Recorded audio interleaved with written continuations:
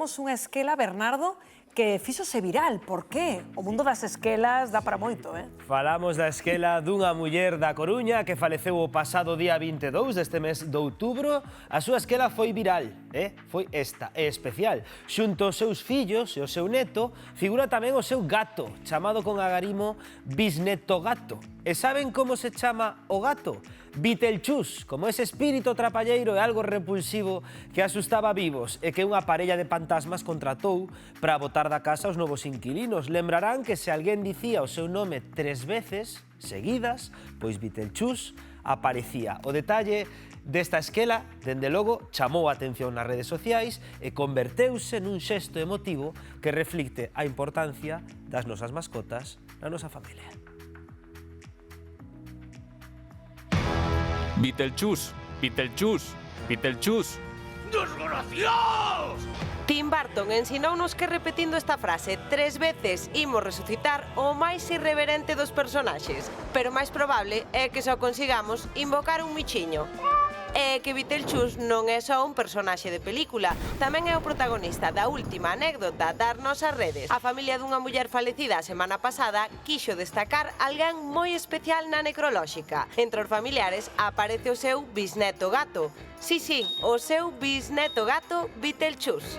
A imaxe fíxose viral nas redes sociais. Non é habitual que as mascotas aparezan nas notas necrolóxicas, pero esta familia coruñesa non quixo deixar a un lado o parente gatuno da falecida. As mascotas non só son animaliños, son compañeiros de vida, e ata Beetlejuice ten dereito a dar o último adeus aos seus seres queridos. A ver, eu honestamente, Pepo, aínda que o gato se chame Beetlejuice, o de meter un gato nunha esquela, eu non o vira, Non sei como ves. Eu creo que... O primeiro habería que preguntarlle ao gato, porque o mellor o gato pois non é precisamente dos que está abrazando agora a religión e ten outras crenzas e non quere que recen pola bisaboa humana. Neste caso, habería que ter a opinión do gato antes de involucralo nestas cousas. O bisneto gato, que soa así como a superhéroe. Pero sí que, por outro lado, eu entendo que as mascotas hoxe en día son tan importantes que queren, pues, os humanos queren que participen de todo canto hai. Eu non sei, porque cal é o seguinte paso? Aparece na esquela, o seguinte que é escoller o menú do día de Nadal, por exemplo. Tan bueno, xa hai casos, xa hai fortunas que se deixaron engardar as asociacións de animais, e protectoras e tal. O sea que eu creo que as cabezas ao mellor... Vostede, don Antonio, ten así lembranza dunha esquela moi rara que vira? Non, é verdade que non. Así de gatos e de mascotas, aínda... Nunca tal o iré, pero non che me parece mala idea. Non, así homenaxear as mascotas. Se me levara Dios para outro mundo, non me desagradaría que puxaran o meu can na esquela. Ah, sí, Porque é o compañeiro que teño máis grande que está todo o día comigo. Como é o nome? Como é o nome? Supoño que me vai sentir.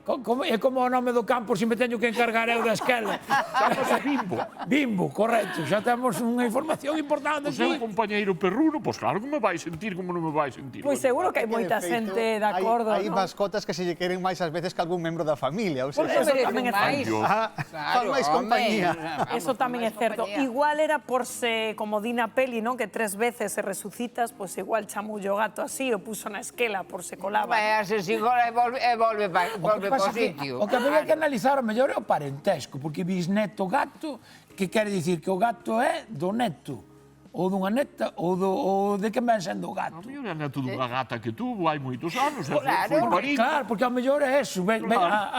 O tema da consanguineidade ven pola rama do gato e non pola rama humana. A mí o de bisneto gato lembrame do gacheto brazo, non? Acordades dos debuxos animados? É un pouco así, maravilloso.